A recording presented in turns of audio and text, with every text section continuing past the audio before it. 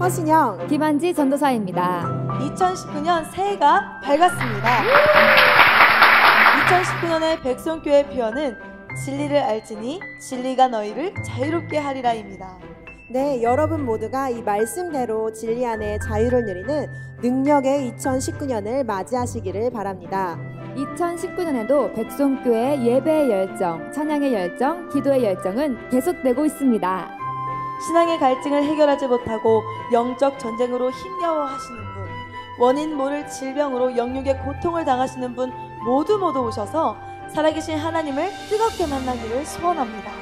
평생 신앙생활을 해도 진리 안에 자유하지 못하신 분, 영육의 묶임으로 괴로우신 분도 2019년에는 백송교회 백송시안관에서 살아계신 하나님을 만나보세요. 우리 하나님은 치료의 하나님이세요. 여러분 모두가 모든 영육의 질병을 고침받아 신유의 능력, 복음의 능력을 받고 많은 영혼을 살리는 사명을 감당하시기를 바랍니다. 언제부터 집회가 시작되죠? 네, 2019년 1월 14일 월요일 오후부터 18일 금요일까지 충남 보령 백송수양관에서 61차 성령 컨퍼런스가 있습니다. 또 그 다음 주인 1월 21일 월요일 오후부터 25일 인천 서창동 백성교회에서 62차 성령 컨퍼런스가 있답니다. 2월 4일부터 8일까지는 설을 맞이하여 명절 가족 치유 부흥회가 보령 백송수양관에서 있습니다. 저는 1차 성령 컨퍼런스 때부터 지금까지 참석하고 있는데 그때부터 새로운 기적, 변화, 치유의 역사를 경험하고 있어요. 맞아요. 저 또한 내면의 상처로 고통받고 있었는데 백송교회 예배를 통해 살아계신 하나님을 만나 진리 안에 자유를 누리게 되었답니다. 그리고 이 특별 집회 외에도 365일 매일 뜨거운 예배가 있습니다. 여러분 모두 새해 시작을 하나님께 드리고 하나님의 능력으로 2019년 한 해를 힘차고 행복하게 보내고 싶지 않으십니까? 네, 저희는 그러고 싶어요. 그렇다면 지금 백송교회로 오세요. 주님의 이름으로 여러분을 환영합니다. 여호수아 14장 6절로 15절 말씀. 그때 유다 자손이 길갈에 있는 여호수아에게 나오고 그니스 사람 여분네 아들 갈렙이 여호수아에게 말하되 여호와께서 가데스 바네아에서 나와 당신에게 대하여 하나님의 사람 모세에게 이르신 일을 당신이 아시는 바라.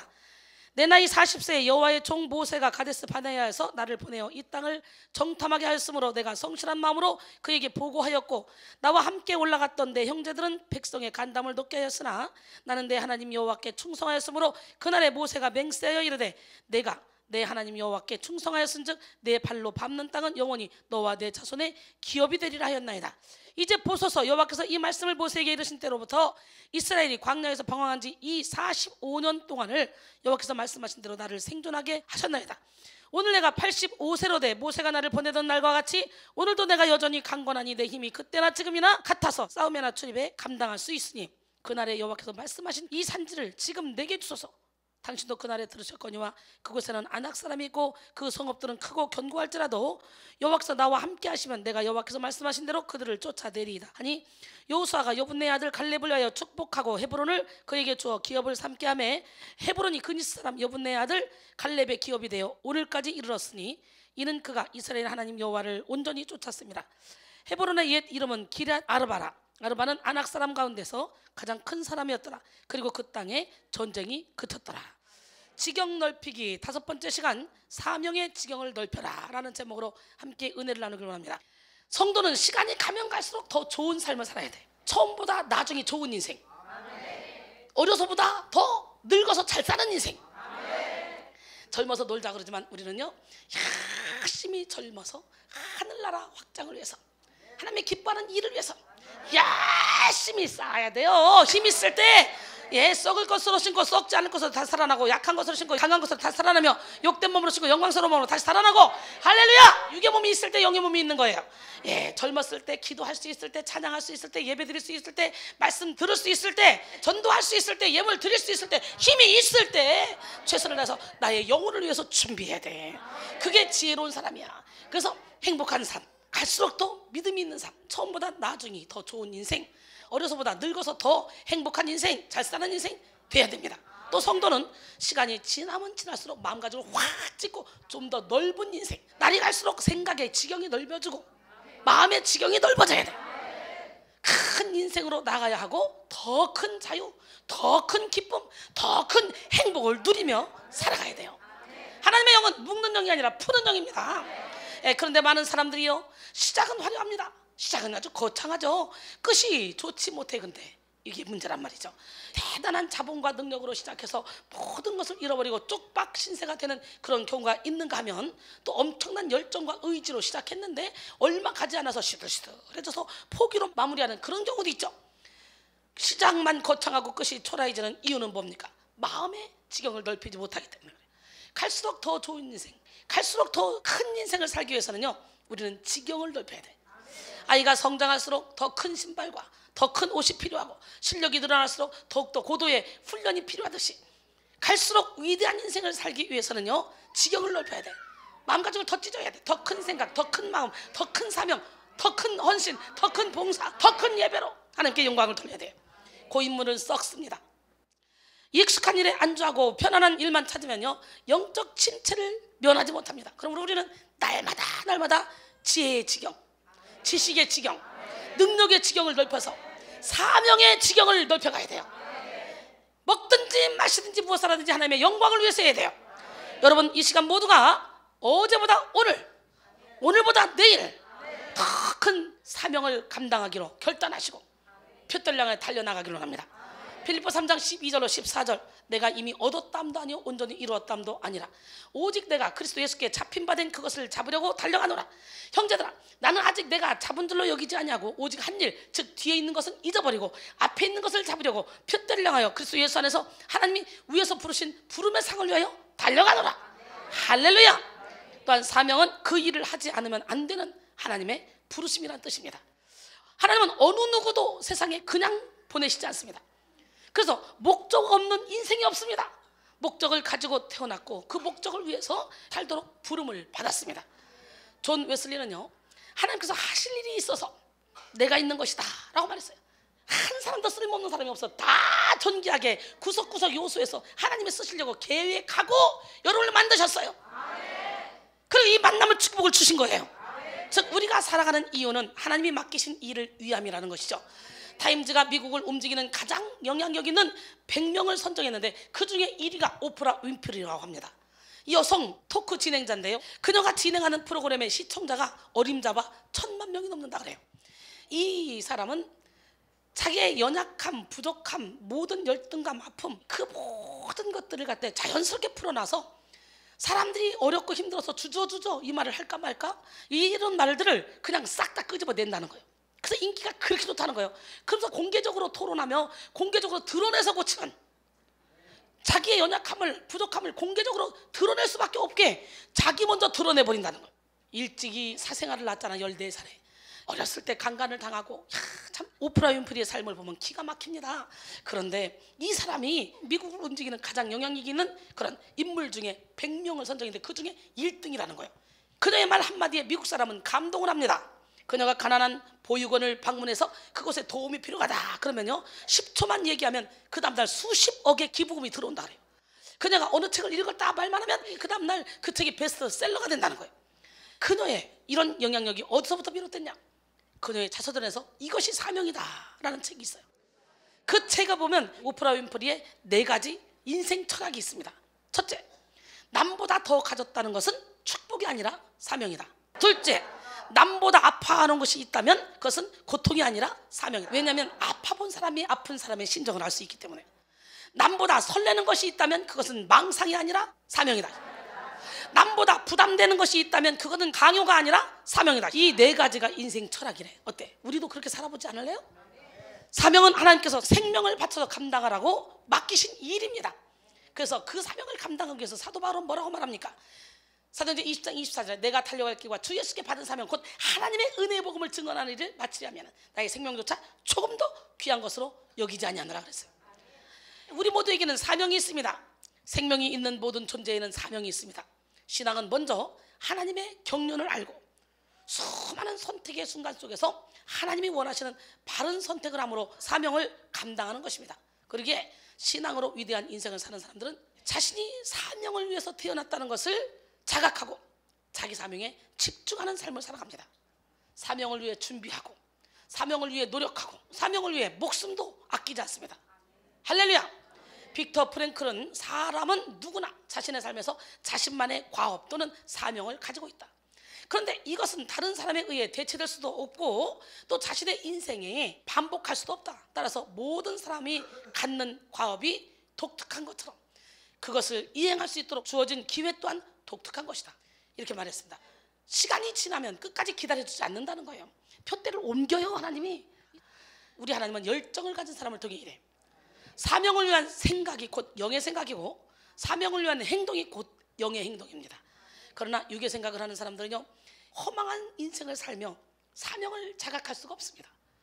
육의 생각에 빠져있는 그런 사람들은 언제나 자아가 만들어내는 육신의 정욕, 안목의 정욕, 이생의 자랑에 갇혀서 하나님의 음성을 들을 수가 없는 거예요. 우리 크리스찬들이 욕먹는 게 뭡니까? 나는 당당히 크리스찬이라고 말하면서 하나님이 가장 싫어하는 육신의 정욕, 안목의 정욕, 이생의 자랑을 따라가고 있으니 세상에 빛을 발할 수가 없는 거예요. 나만이라도 바뀌어야 돼. 깨집시다. 부서집시다. 무너집시다. 예, 로마서 8장 5절로 8절. 육신을 따르자는 육신을, 영을 따르자는 영예를 생각하니 육신의 생각은 사망이요 영의 생각은 생명과 평안이니라. 육신의 생각은 하나님과 원수가 되나니 이는 하나님의 법에 굴복하지 아니할 뿐만 아니라 할 수도 없습니다. 육신에 있는 자들은 하나님을 기쁘시게 할 수 없느니라 그랬어요.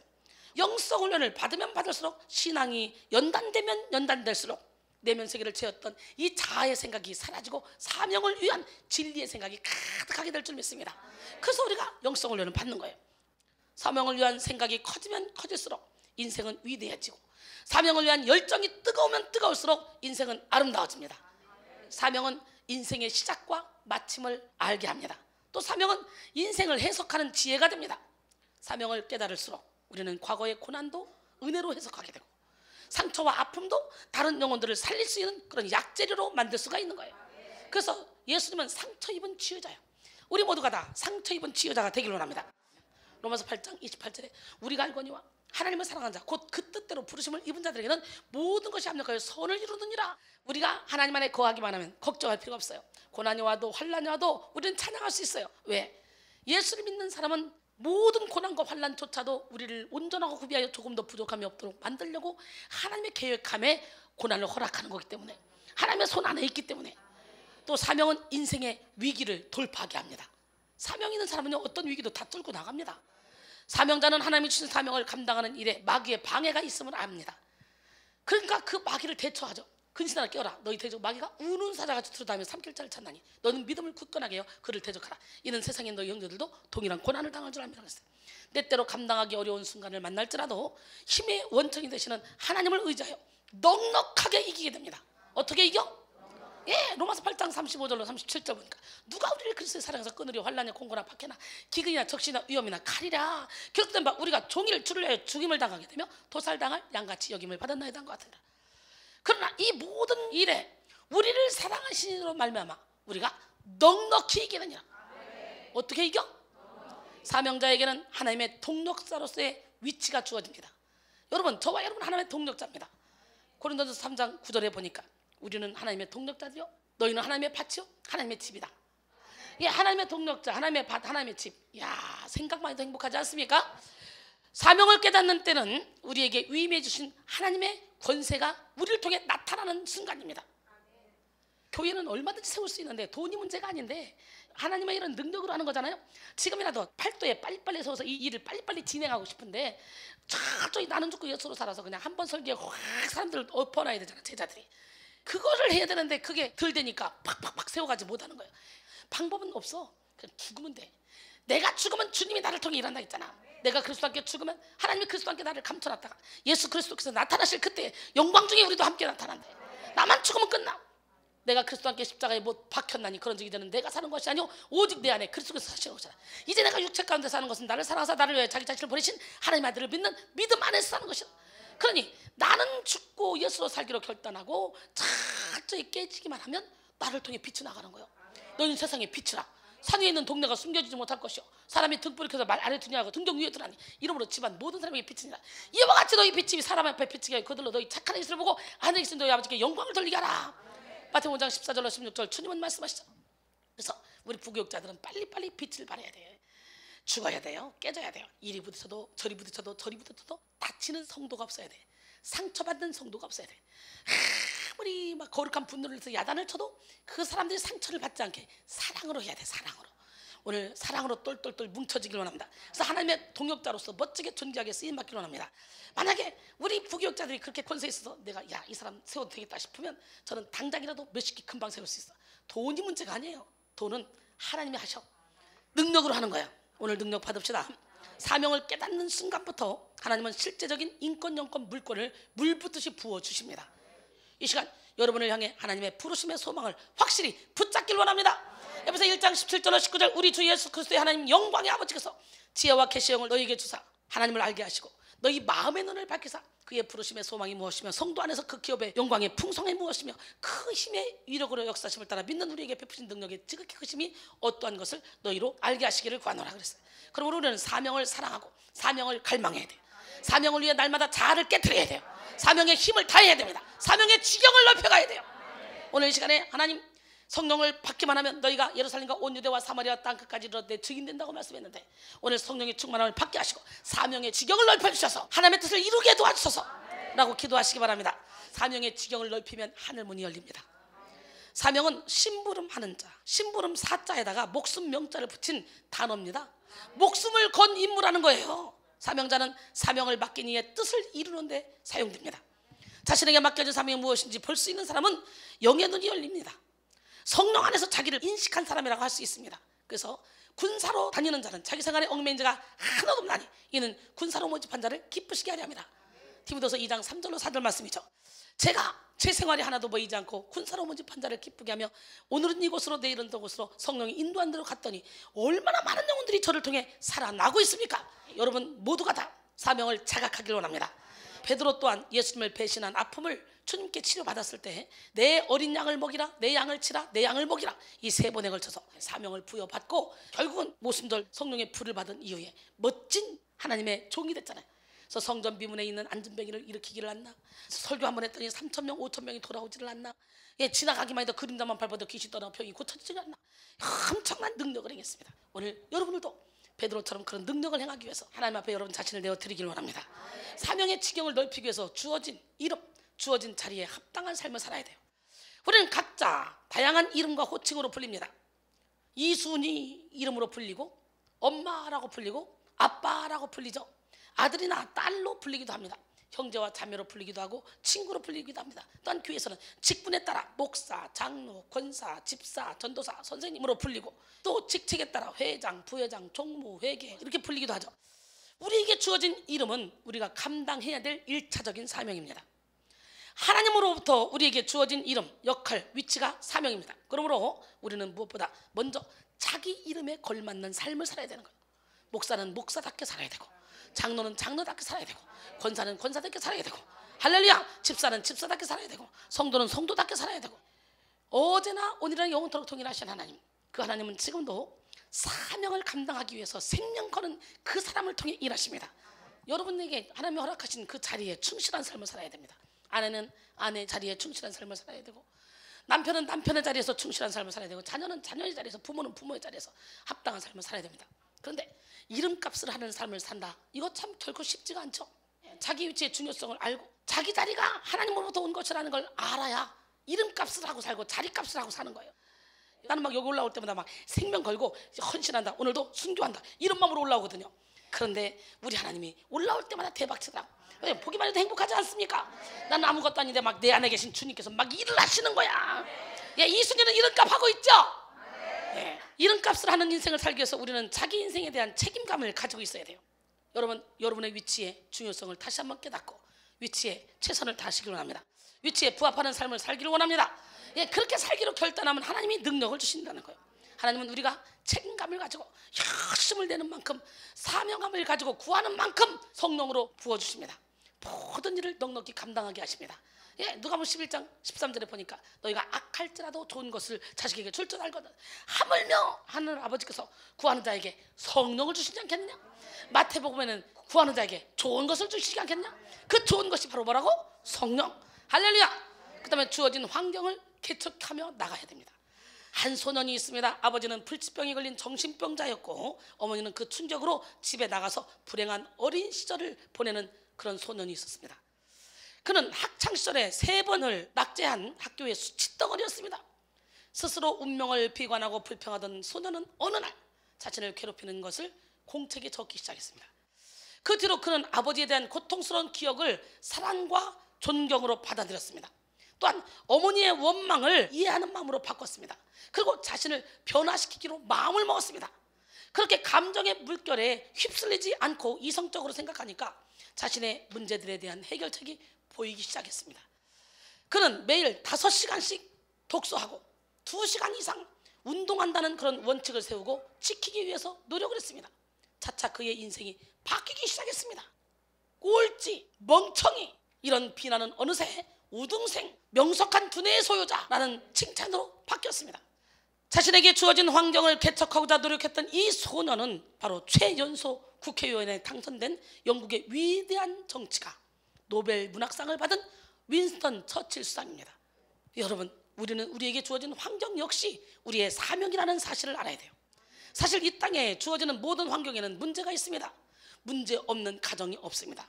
어려움이 없는 직장도 없습니다. 고통이 없는 자리는 없습니다. 어디를 가든지 고통이 따릅니다. 그래서 사람들은 세상에 쉬운 일이 없다라고 말하죠. 하지만 사명자는 주어진 환경 속에서 불평하며 안주하지 않고 환경을 개선시키며 창조해 나가는 그런 삶을 살아냅니다. 수동적인 사고와 행동으로 환경에 파묻히는 것이 아니라 주도적인 생각과 노력으로 환경을 뛰어넘는 삶을 사는 것입니다. 고통이 없는 자리는 없어요. 세상에 쉬운 일은 없어요. 오늘 여러분은 어떤 인생을 살고 계십니까? 환경에 지배당하는 사람은 그래서의 인생을 삽니다. 성격이 소심해서, 부모를 잘못 만나서, 돈이 없어서, 배우지를 못해서, 탤런트가 없어서, 피곤해서, 어려워서, 힘들어서 이렇게 그래서 그러면서 쉽게 포기하고 좌절하며 살아가죠. 이런 사람들은 대부분 부정적이고 환경을 탓하거나 팔자 타령을 하거나 남의 노력에 얹혀 살기를 좋아하는 사람이죠. 그러나 환경을 사명으로 여기는 사람, 이런 사람은요 그러나의 인생을 삽니다. 돈이 없으나, 체력은 약하나, 능력은 없으나, 부모님은 잘못 만났으나, 배우지는 못했으나, 예쁘지는 않지만, 아는 것은 없지만, 피곤하지만, 어렵지만, 힘들지만, 그러나 환경을 뚫고 나가서 진취적인 인생을 살아내는 거예요. 여러분은 어떤 환경 속에서 살아가고 계십니까? 퍼트리샤 존스가 미국 50대 기업의 원대한 가치와 이상을 조사하여 쓴 이 미션이라는 책이 있습니다. 존스는 이 책에서 위기를 만날 때 리더십의 태도보다 더 중요한 것이 있다고 말합니다.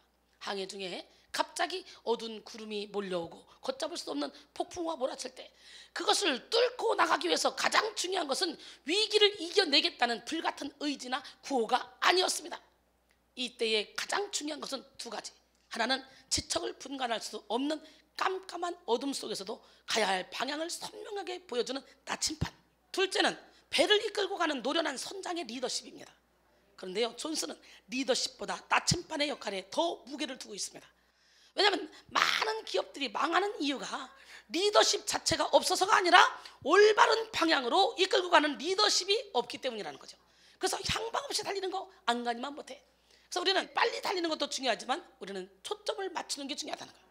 우리의 믿음도 마찬가지예요. 사실 사랑과 사람의 그런 경험보다 더 정확하고 중요한 것은 뭐냐? 바로 나침반과 같은 하나님의 말씀입니다.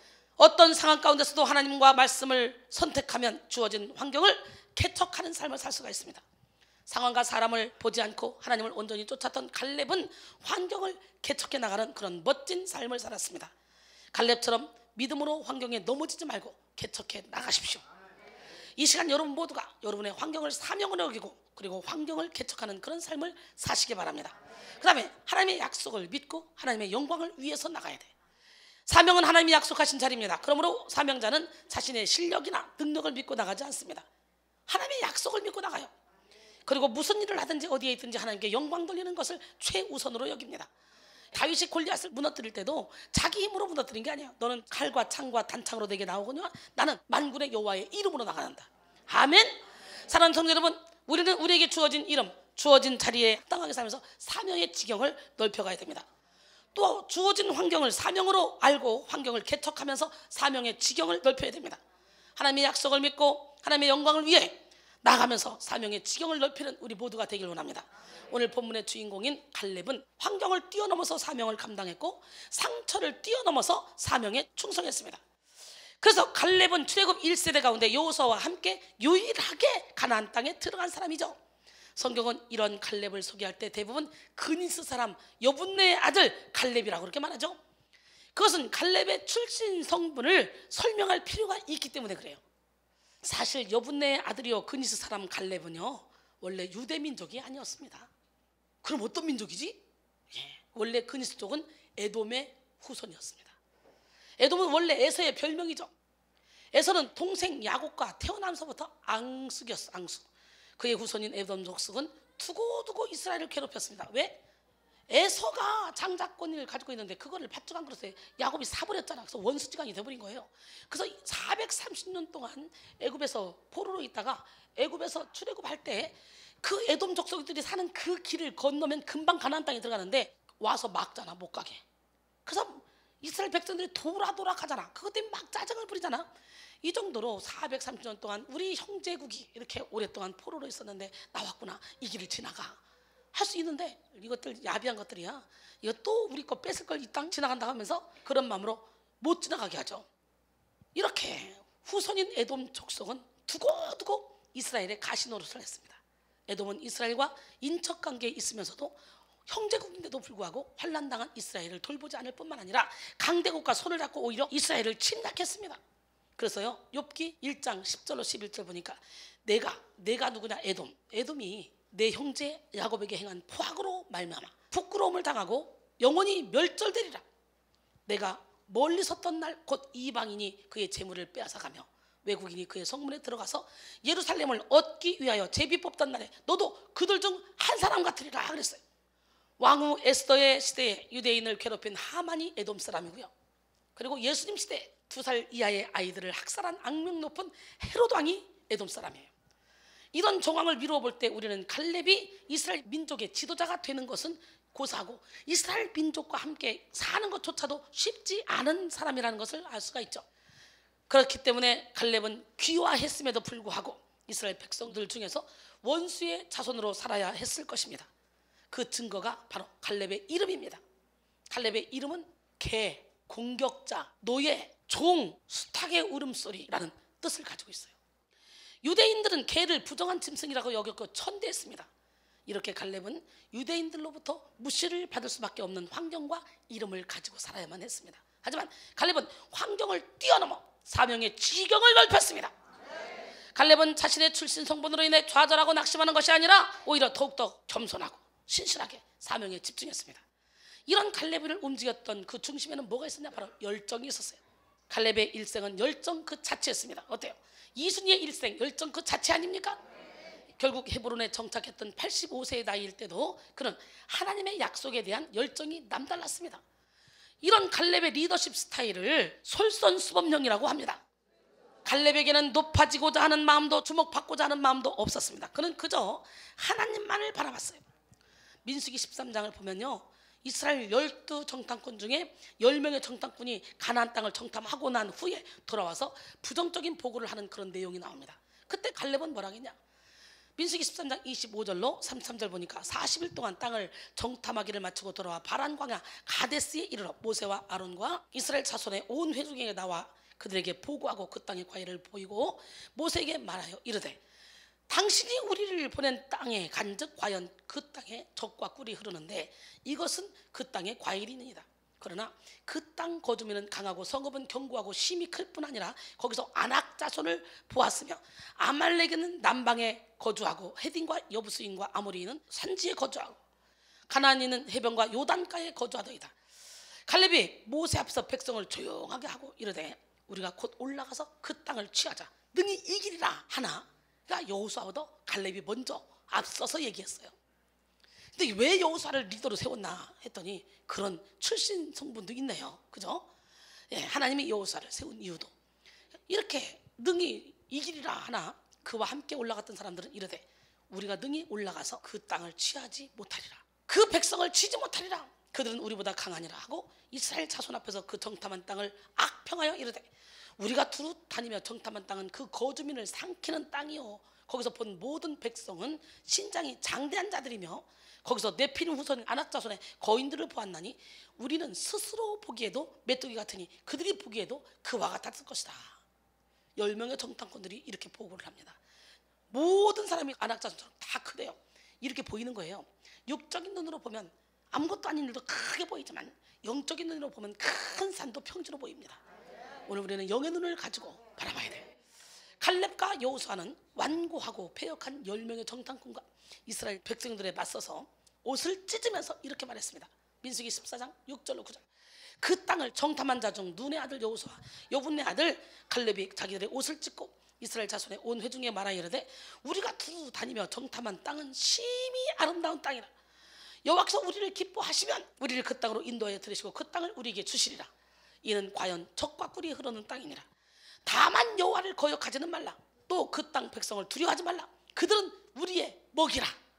그들의 보호자는 그들에게서 떠났고 여호와는 우리와 함께 하시느니라. 그들을 두려워하지 말라 하나. 참 멋있지 않습니까? 그들은 우리의 먹이야. 상상을 초월하는 그런 보고를 하죠. 생각해봐. 정탐꾼으로 보낼 때 각 지파에서 한 명씩 보낼 때는요, 이스라엘 백성은 노예의식으로 가득 찼을 때예요. 말만 출애굽했지 그들은 훈련된 사람들이 아니에요. 예, 여러분, 사탄은 여러분의 밥입니다. 여러분에게 다가오는 수많은 문제는 여러분의 밥입니다. 예, 문제가 아니에요. 문제를 해결할 수 있는 힘이 없는 것이 문제예요. 문제 해결자 단 한 분, 예수 그리스도. 그 예수님은 바로 어디 계셔? 내 안에 계셔. 믿으십니까? 우리 하나님 멋쟁이 하나님 살아계십니다. 갈렙은 하나님의 약속을 붙들고 온전한 마음으로 하나님을 쫓았습니다. 갈렙에게는 육적인 생각이 없었어요. 하나님이 모세의 후계자로 여호수아를 세우심으로 여호수아만 역사의 무대에 등장했을 때에도 갈렙은 흔들림 없었어요. 이인자 역할을 잘했습니다. 하나님의 약속을 붙잡고 오직 한계를 걸어가는 갈렙의 신앙 자체가 그 삶을 승리로 이끌었습니다. 하나님의 사람 모세는 그런 갈렙의 헌신된 신앙을 알았습니다. 그래서 여호수아 14장 9절의 말씀으로 그의 미래를 축복하죠. 그날에 모세가 맹세하여 이르되 내 하나님 여호와께 충성하였은즉 내 발로 밟는 땅은 영원히 너와 내 자손의 기업이 되리라. 하나님도 갈렙의 신앙을 칭찬하시면서 약속의 말씀을 주셨어요. 민수기 14장 24절도 보니까 그러나 내 종 갈렙은 그의 마음이 그들과 달라서 나를 온전히 따랐은즉 그가 갔던 땅으로 내가 그를 인도하여 드리리니 그의 자손이 그 땅을 차지하리라. 이스라엘 백성들 다 죽었지만 여호수아 갈렙 두 사람만 갔잖아.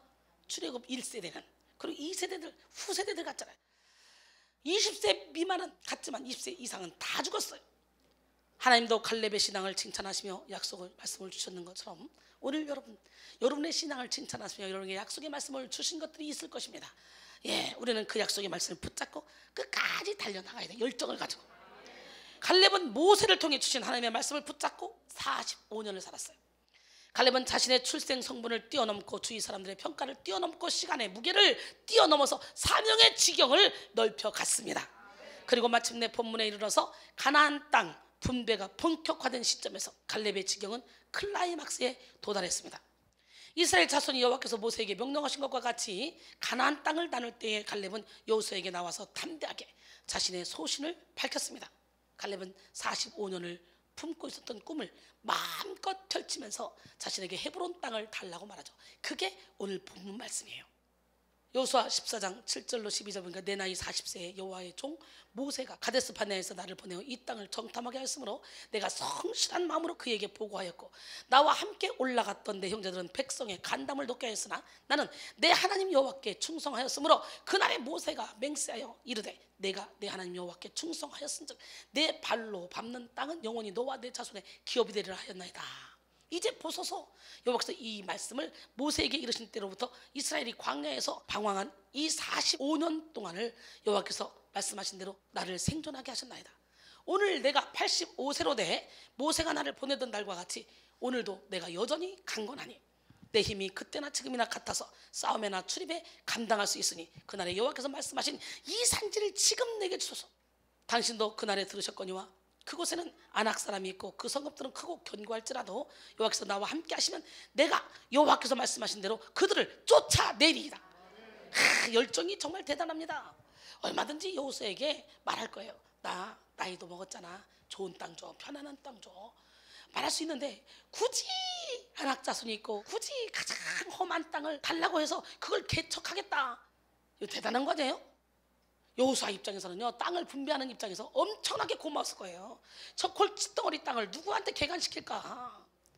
참 갈렙 멋있어요. 갈렙은 2인자 역할을 멋지게 해냈어요.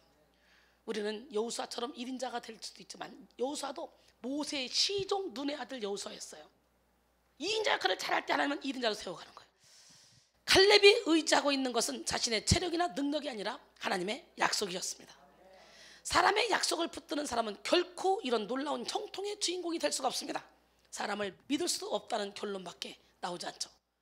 셰익스피어는 사람들의 서약은 빵껍질이다 라고 했어요. 그러나 갈렙은 나이든 노년 때나 젊은 청년 때나 통일하게 하나님의 약속을 붙잡았어. 그리고 그는 오직 하나님의 약속을 의지하여 가장 차지하기 어려운 산지인 헤브론 땅을 구했습니다.